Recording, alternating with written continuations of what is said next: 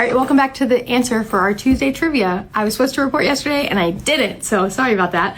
But our scenario was about a postmenopausal woman who had itching and burning. She had vulvar pruritus and burning on her vulva and had been treated twice without successful resolution of her itching. On exam, she had pale, white, thin tissue with many excoriations. What was her diagnosis? The answer here is lichen sclerosus. And let's talk about that. Oftentimes when we see persistent vaginal irritation that goes on and on despite treatment for yeast, it's not actually yeast. Often people will give someone a diflucan or treat you for yeast because it's normally the easy option, but that's not always what's going on. So just ask for an exam. Make sure someone looks at you because it may not be yeast. And you can get as much diflucan as you want. It's not going to get better. Lichen sclerosus is a chronic inflammatory condition of the vulva. It happens when you have persistent pruritus. The tissue can get really thin.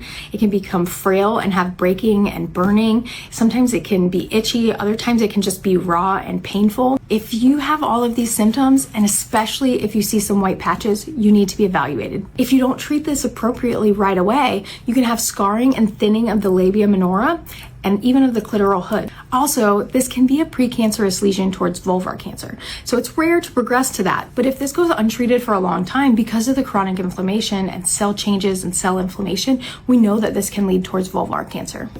Most of the time we can diagnose this right away with just an exam.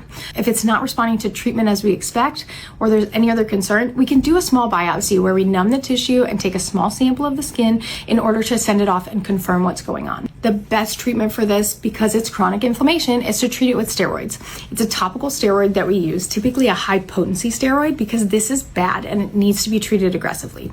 Most of the time, this is a long treatment course, because if you get steroids and you take them for a couple of days and then the itching goes away and you stop, it will come back. It's chronic inflammation. So we have to treat it so aggressively that it tapers off.